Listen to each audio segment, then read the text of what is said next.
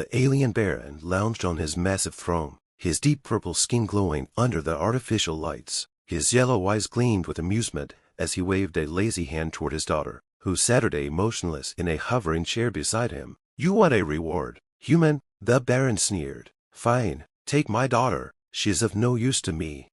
Jonas Reed, a human engineer stationed on the baron's world, stared at the young woman. Unlike her father, her skin was a softer shade of violet, her features delicate, almost human-like, but her legs were thin, unmoving. Her arms rested limply at her sides.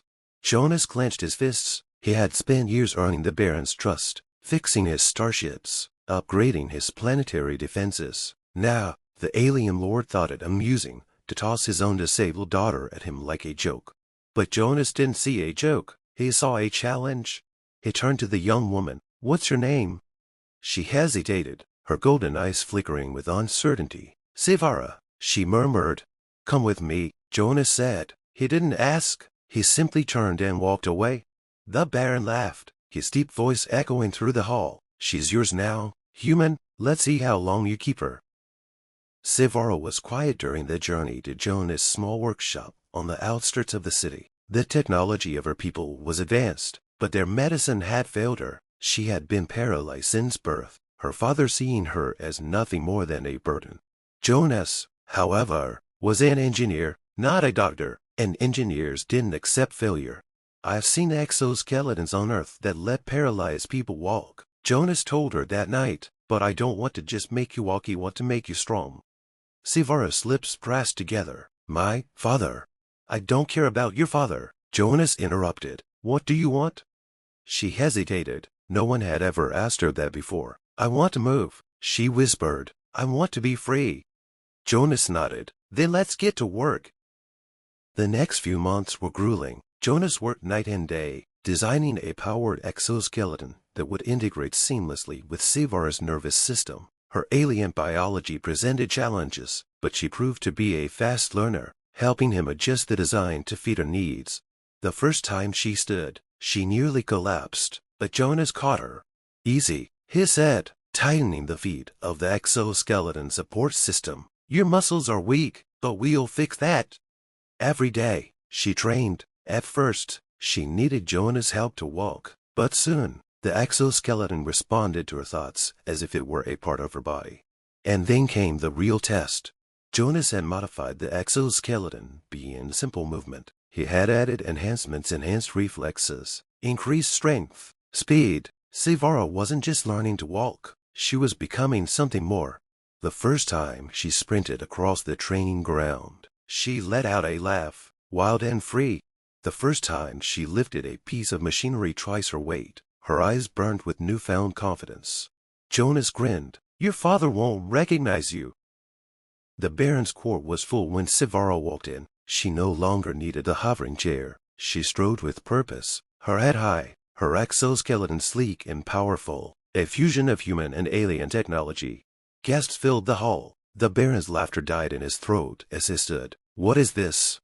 Sivara's voice was steady. "You gave me away, father, as a joke." She stepped forward, the exoskeleton whirring softly with each movement. "But Jonas saw my potential, and now, I am stronger than you ever imagined." The baron's eyes narrowed. "You dare speak to me this way?" Sivara clenched her fists. "For the first time in my life, I dare." Jonas stood behind her, arms crossed. He had no weapons, but he didn't need them. Sivara was more powerful than any soldier in the baron's army. "You thought she was weak," Jonas said, "but she's more than you'll ever be." For a moment, the baron simply stared, and he let out a slow, bitter laugh. "Perhaps I underestimated you, daughter," he said, "or perhaps you have merely found a better master." Sivara's eyes hardened. "I serve no one," she said. Then, without another word, she turned and walked away. Jonas followed, a proud smile on his face. The joke was on the baron, and Sivara was finally free.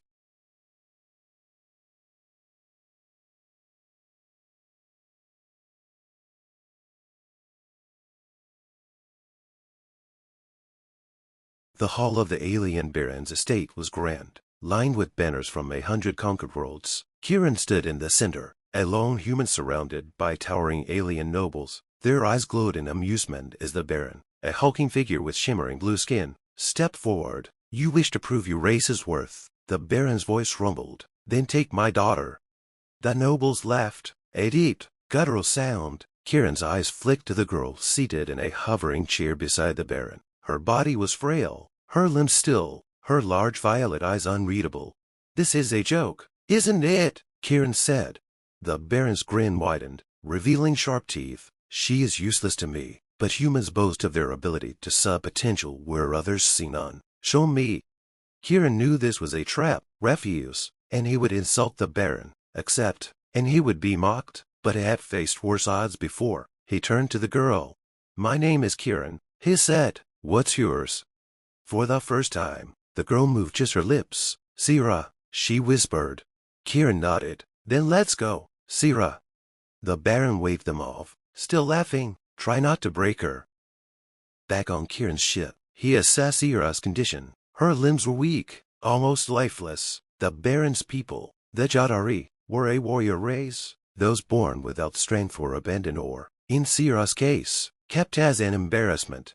But Kieran was no fool. He had seen the way her eyes tracked every movement, the sharpness in them. She wasn't useless. She was trapped.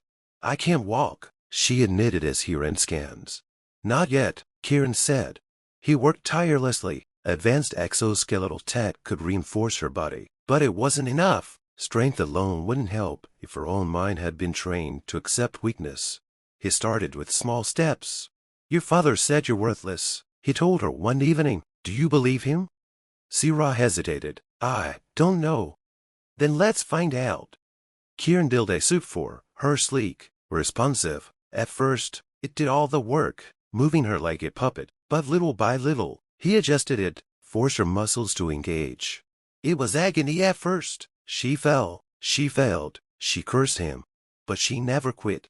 Days turned to weeks, and Sira changed. Her muscles strengthened. She learned to fight, not like the brute warriors of her people, but with precision, speed, intelligence. Kieran pushed her mind as well, teaching her strategy, discipline. And then came the day she stood without the suit, wobbly, shaking but standing. Kieran smiled. Not bad. Sira's eyes gleamed. The day of the Baron's great tournament arrived. The strongest warriors of the Empire gathered to prove their might. Kieran walked into the arena with Sira beside him. The crowd erupted in laughter. The Baron smirked. You still live, human, and you brought my broken daughter to watch. Kieran crossed his arms. No, she is here to fight. Silence fell. Then the Baron laughed. A deep, cruel sound. You truly amuse me, Kieran. Fine, let her be crushed. Sira stepped into the ring. Her opponent was a towering Jadari warrior, rippling with muscle. He looked down at her with disdain. The gong sounded. The warrior lunged. Sira moved. Fast, she ducked under his swing, twisting with a grace her people had never seen before. She struck calculated, precise. The warrior stumbled. The crowd gasped. It wasn't just her strength, it was her mind. She was reading his every move, predicting, countering. The fight lasted near minutes before she stood victorious, her opponent unconscious at her feet. The arena was silent. The Baron rose from his throne, his amusement gone. He looked at his daughter. He looked at her for the first time. You are not the girl I cast aside. Sira met his gaze. No, I am more. The Baron's expression was unreadable. Then, slowly, he nodded. You have done the impossible. Kieran stepped forward. Not impossible, just overlooked. The Baron turned to him. And you, human, you took my joke and made it my pride. What is it you want? Kieran glanced at Sira. She smiled. He smiled back. Just a little respect. And for the first time in history, a human walked out of the Jadari Empire not as an outsider but as an equal.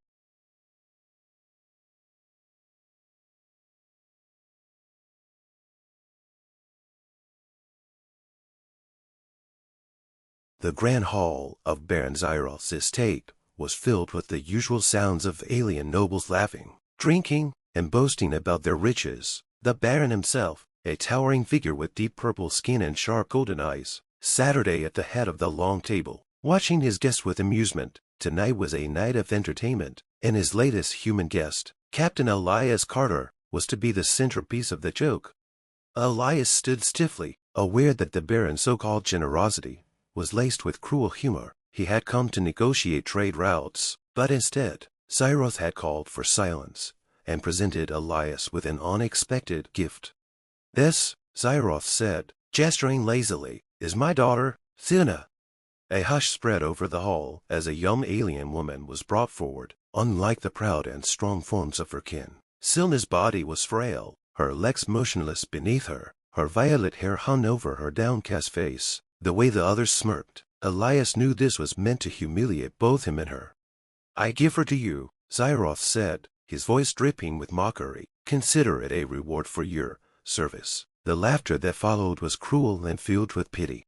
Elias clenched his fists. He had seen this kind of cruelty before, people treating the weak as if they were worthless. He turned to Silna, meeting her gaze. Her eyes held no hope, only quiet resignation. "Then she is mine?" Elias asked calmly. Cyrus chuckled. "Yes, human, do with her as you please." The laughter faded as Elias bent down and, with the gentleness of someone handling fragile glass, lifted Silna into his arms. The nobles stared, expecting him to react with disgust. Instead, he turned to Cyrus and nodded. "I accept." Without another word, he carried her away. Elias brought Silna aboard his ship, the Horizon, and settled her into a comfortable room. She barely spoke, keeping her gaze down. It was clear she had long since given up on the idea that she could be anything more than what others believed her to be. Days passed, and Elias treated her not as a burden, but as a person. He spoke to her as an equal, telling her stories of Earth and the endless galaxies he had traveled. Slowly, she began to respond first with short words, then with real conversations.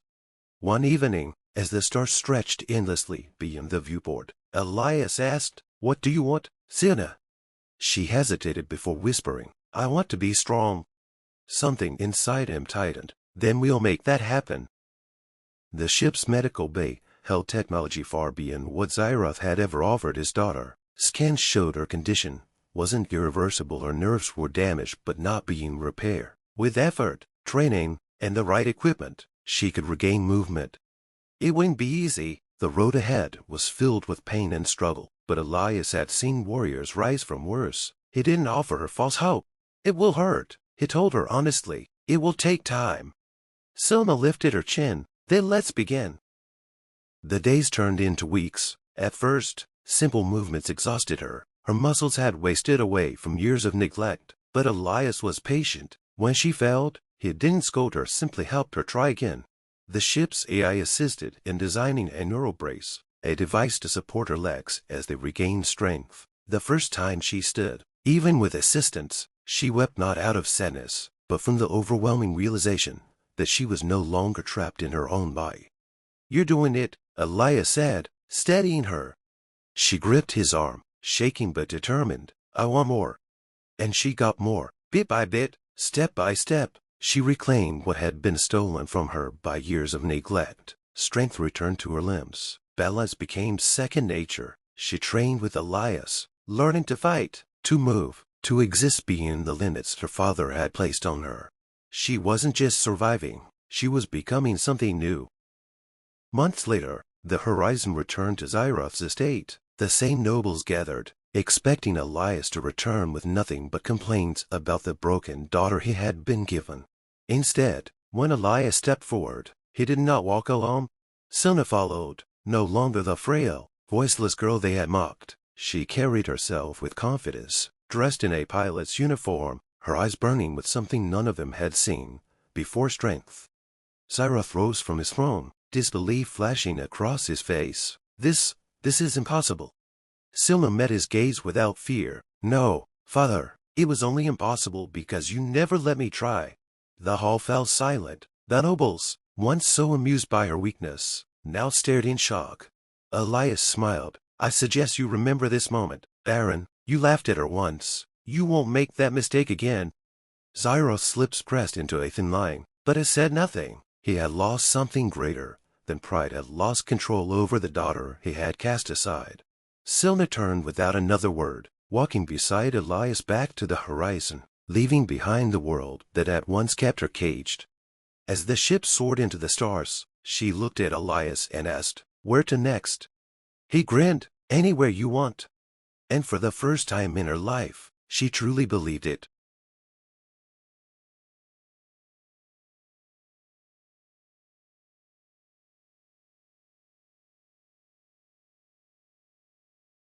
The air in the great hall was thick with the scent of alien spices and burning fuel. The alien baron lounged on his throne, his scaled fingers tapping idly against the armrest. His amusement was obvious as he gestured for his guards to bring forward the human. David Hale stood tall, despite the oppressive stares of the alien nobility around him. He had come to negotiate, to prove humanity's worth in a galaxy that saw them as little more than a primitive race. But he hadn't expected the baron to turn this meeting into a spectacle. "I have a gift for you, human," the baron announced, his voice deep and mocking. "My daughter, Elixa." The crowd of aliens snickered as the guards wheeled a hovering chair forward. In it sat a young woman with pale violet skin, her delicate features marred by an expression of quiet resignation. Her body was thin, frail, her legs motionless beneath her. The baron continued, "She is useless to me, a burden, but perhaps you humans, so we can sentimental, find some use for her." Laughter rippled through the chamber, but David didn't react the way they expected. He stepped forward, his sharp blue eyes locking onto Ulix's. There was no shame in her gaze, only a quiet determination buried under years of neglect. "I accept," he said firmly. The laughter died down. The baron looked surprised, then entertained. "Very well, human, she is yours." Ulixa said nothing as David pushed her chair from the hall. But once they were alone, she finally spoke. "You should have refused," she said. "You gain nothing from this." David crouched beside her. "That's not true. I see something they don't. You're not useless. You're just underestimated." She scoffed but didn't argue. She had learned it long ago that resistance meant nothing in her father's world. David took her aboard his ship, the Odyssey, a sturdy human vessel equipped with the best technology Earth had to offer. As they traveled through space, he worked tirelessly to understand her condition. The aliens had advanced medicine, but they had never bothered to help her. Her father had declared her unworthy, and so she had been left behind. David wasn't a doctor, but he was a problem solver. He studied her biology, compared it to human science, and realized something incredible. Her paralysis wasn't permanent. It was the result of a genetic defect that could be repaired with the right neural enhancements. When he told Ulixa, she didn't believe him. "My people left me like this for a reason," she said. "They left you like this because they didn't care," David corrected. "But I do. If you want to try, I'll help you." For the first time in years, Ulixa felt something stir in her chest. Hope. The process wasn't easy. David's human engineers worked with alien cybernetics to craft a neural interface designed specifically for her physiology. There were risk-shy ones, but Ulixa made her choice. She refused to be nothing. The first time she moved her toes, she wept. The first time she stood, she laughed. And the first time she walked, she swore she would never be powerless again. Months passed, and Ulixa trained harder than ever. David wasn't just her savior, became her mentor. He taught her about human resilience, about how weakness wasn't something to be ashamed of but something to overcome. By the time they returned to her homeworld, Ulixa was no longer the fragile girl her father had cast aside. She entered the great hall, not in a floating chair, but on her own 2 feet. The baron's expression flickered between shock and anger. "Impossible," he snarled. Ulixa didn't bow. She didn't flinch. "No," she said. "You simply never believed in me." Murmurs spread through the court. Her father's authority had been built on power, on the belief that only the strong deserved to rule. But Ulixa had shattered that idea. She had been discarded. Yet here she stood stronger than ever. David watched from the side, his arms crossed, a small smile on his lips. He had given her the chance, but she had done the rest. The baron rose from his throne, fury burning in his reptilian eyes. But before he could speak, Ulixa turned away. "I don't need your approval," she said over her shoulder. "I never did." And with that, she left, walking toward a future of her own making.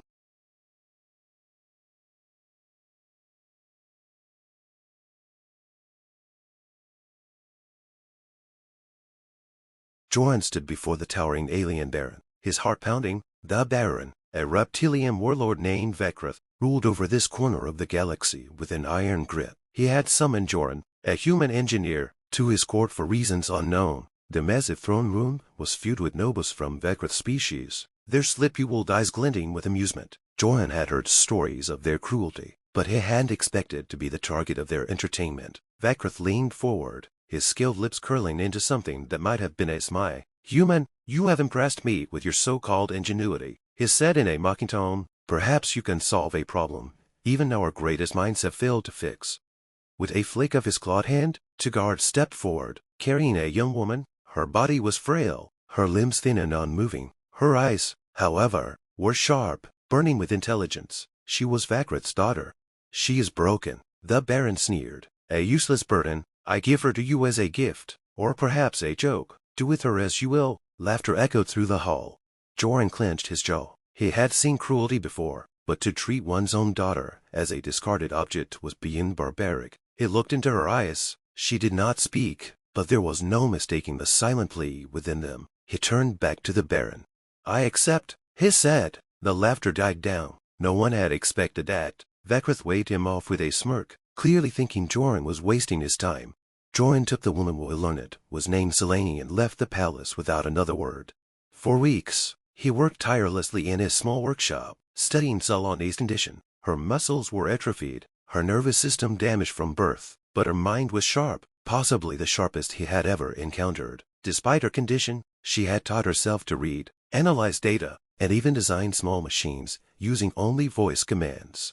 Joran was not a doctor, but he was an engineer. If her body would not move on its own, he would build something that could move for her. He crafted an exoskeleton, light but powerful, one that could be controlled with the smallest muscle movements. He spent sleepless nights modifying it, making it respond to her neurosignals with precision. When the day came for the first test, Selene sat in the chair, her face unreadable. Joran knelt beside her, adjusting the final straps. "Ready?" he asked. She nodded. He activated the suit. At first, nothing happened. Then, slowly, her fingers twitched. A moment later, her arm lifted. Gasps filled the room. Joran had invited a few trusted technicians to witness the event. Selene took a deep breath, then, with a trembling effort, stood on her own 2 feet for the first time in her life. A hush fell over the room. Then, she took a step, another, and then she walked. Tears streamed down her face, though her expression was fierce. The weak, discarded daughter of the great baron was now standing on her own, defying every expectation. Word of her recovery spread quickly, reaching even Vekrith's ears. The baron summoned them once more. Joran and Selene entered the throne room together. This time, Selene did not need to be carried. She walked beside Joran, her head held high. The room fell silent. Vekrith's expression darkened. He had expected failure. He had wanted proof that his daughter was beyond saving. Instead, she stood before him, strong and unbroken. "You did this?" Vekrith asked, his voice low and dangerous. Joran stood firm. "She did this," he corrected. "I only gave her the tools." The baron's eyes flicked to his daughter. "And what do you intend to do now?" Selene took a step forward. "I intend to prove that I am not a joke," she said, her voice steady. "You may have cast me aside, but I am still your daughter. I will not be forgotten." A long silence followed. Then, to everyone's shock, Vekrith let out a deep, rumbling laugh. It was not mockery this time, but something else, perhaps admiration. "You have spirit," he admitted. "Perhaps I underestimated you." He turned to Joran. "And you, human, you have done what my people thought impossible." He stood, his massive frame towering over them. "You may say, both of you, let us see what else this ingenuity can accomplish." Selene exchanged a glance with Joran. They had won something far more important than the baron's approval. They had proven that no one, no matter how broken the world saw them, was beyond redemption. And that was only the beginning.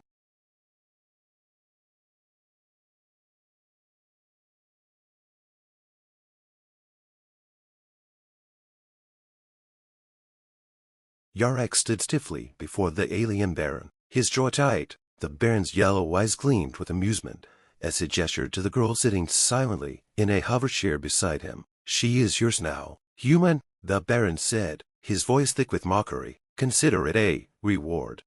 Yarek clenched his fists. He knew exactly what this was. The alien noble saw humans as lesser beings, unworthy of respect. Giving him his own daughter paralyzed, unable to walk or fight was an insult, a joke at Yurek's expense. The gathered aliens chuckled, their mandibles clicking. Yurek looked at the girl. She was young, maybe 18 in human years. Her skin was a deep shade of blue, her eyes large and intelligent. There was no emotion on her face, but Yurek saw something in her gazette, something sharp, something hidden. He exhaled slowly, then nodded. I accept, he said, his voice calm. The Baron smirked, as if pleased with his cruelty. The girl, however, showed no reaction. Yurek stepped forward and gently placed a hand on her hover chair. Come on, he said, let's go. As they left the grand hall, Yurek could hear the aliens laughing behind him. Back at his small outpost, Yurek sat across from the girl, studying her. What's your name? He asked. She hesitated, then spoke in a quiet, measured tone. My people call me Valith. All right, Valith, Yurek said. You don't talk much, do you? She met his gaze. There has never been a reason to. Yurek leaned back, thinking. He had seen cruelty before. He had fought in battles, stood against alien warlords, survived impossible odds. But this was different. The Baron had discarded his own daughter just to make a joke. In Valith, she had accepted it without flinching. They think you're useless, Yurek said. They do, she agreed. Are they right? Something flickered in her eyes. No. Yurek nodded. Then prove it. Over the next few weeks, Yurek watched Valith closely. She was sharper than anyone gave her credit for. She studied everything, from human technology to alien combat tactics. She absorbed knowledge like a sponge, asking questions only when necessary. And though her body was weak, her mind was something else entirely. One night, Yurek found her working on a data console, her fingers flying across the screen. What are you doing? He asked. Fixing your security system, she said without looking up. It has flaws. Yurek raised an eyebrow. He had built that system himself. Flaws? She tapped the screen. Yes, if I were an enemy, I could break through it in under 5 minutes. Yurek leaned over her shoulder and scanned the code. She was right. You learned all this just by watching. Yes. A slow smile spread across Yurek's face. Maybe the Baron thought she was useless, but he had given away something far more valuable than he realized. As the days passed, Yurek trained the lieutenant in combat, but in strategy, in tactics, in the things that made a soldier truly dangerous. She couldn't fight with her body, but she could fight with her mind, and that was enough. One evening, as they worked together, an alarm blared through the outpost. Yurek tensed. Incoming attack, Valith said calmly, scanning the monitors. Your enemies. Yurek swore under his breath. The Baron had sent soldiers. Maybe he had finally realized what he had given away. Yurek grabbed his rifle. I need tow. No, Valith interrupted. Let me handle it. He hesitated, then nodded. Do it. Valith's fingers moved fast, faster than Yurek thought possible. She accessed enemy communications, rerouted their targeting systems, and locked them in a digital maze. The attackers found themselves lost, their weapons useless, their ships unable to navigate. Within minutes, they were helpless. Yurek whistled. Remind me never to get on your bad side. Valith smirked, the first real expression he had seen from her. When the Baron learned what had happened, his fury was unmatched, but it was too late. Valith had already sent a message to the higher alien council, exposing his corruption, his wasteful rule. The punishment was swift. The Baron was stripped of his power, exiled to the outer worlds. His empire crumbled overnight. Yurek and Valith stood side by side, watching the transmission of the verdict. You did it, Yurek said. Valith exhaled. We did it. Yurek glanced at her. What will you do now? She looked at him, and for the first time, there was something warm in her expression. I think I'll stay. Yurek smiled. Good. The galaxy had underestimated her, but she had proven them all wrong.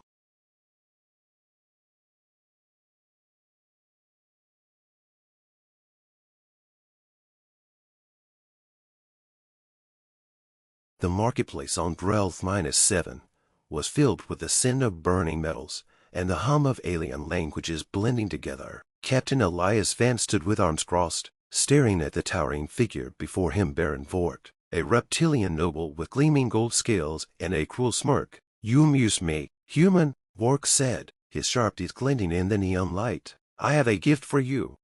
The guards beside him stepped aside, revealing a hover chair with a frail figure seated upon it. A young woman, her silver blue skin marking her as Vork's kin, Saturday motionless. Her violet eyes flickered with something between exhaustion and quiet defiance. "My daughter, Silka," Vork sneered. "She's useless. Can't walk, can't fight, can't even lift a simple tool. A perfect joke of a warrior. I give her to you. Consider it an entertainment." The surrounding aliens burst into laughter.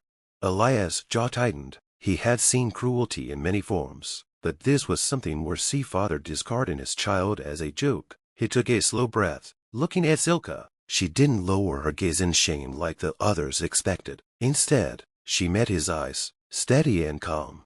"I accept," Elias said simply, silencing the laughter. He stepped forward and, with deliberate care, placed a hand on the armrest of her chair. "But not as a joke." Vork's grin faltered. "Oh, then as what?" Elias didn't answer. Instead, he tapped his wrist. "Calm. Bring the shuttle." The journey back to his ship, the Aegis Dawn, was quiet. Silka said nothing, but her eyes darted around the ship's interior, scanning the control panels, the blinking lights, the crew moving efficiently in their stations. Elias watched her closely. There was no fear in her gaze, only calculation. Once they reached his quarters, he finally spoke. "Your father sees you as weak, are you?" She studied him, then shook her head. "No." "Then tell me what you can do." She hesitated. I can see patterns, things others miss, movement, energy flows, technology like a map in my mind, but I cannot use my body the way others do. So what use am I?" Elias leaned forward. "More use than you know?" For the next several weeks, he tested her abilities. He gave her access to the ship's systems, letting her navigate through security codes that had taken his best engineers months to perfect. She cracked them in hours. He had her observe battle simulations, and soon she was predicting enemy movements before the AI could process them. One night, as the ship cruised through deep space, Elias brought her to the command deck. "I want you to run tactical operations," he said. "Guide us in battle." The crew was hesitant at first, but the results spoke for themselves. When a pirate ambush struck, Silka directed their counterattack with precision. She predicted enemy flanking maneuvers before they happened. What should have been a brutal engagement turned into a swift and decisive victory. The crew no longer saw her as weak. They saw her as vital. News of her brilliance spread. Whispers reached back to Grelv -7, and soon, Baron Vork himself arrived, his ship looming outside the Aegis Dawn. He demanded to see Elias and his broken daughter.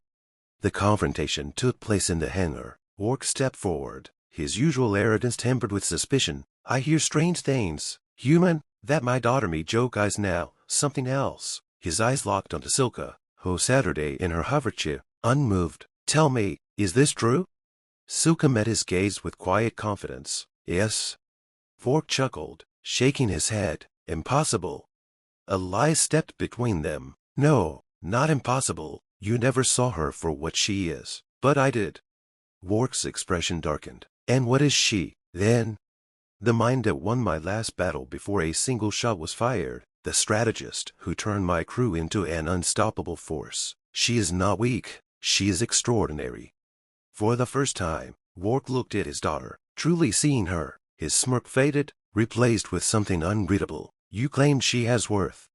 Elias folded his arms. "She never needed me to give her worth. She always had it. You were just too blind to see it." Silence filled the hangar. Vork studied Silka, then let out a slow breath. Without another word, he turned and walked away.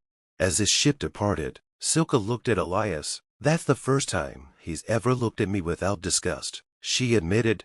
"His loss," Elias said. "You were never the joke, Silka." "He was." For the first time since they met, she smiled.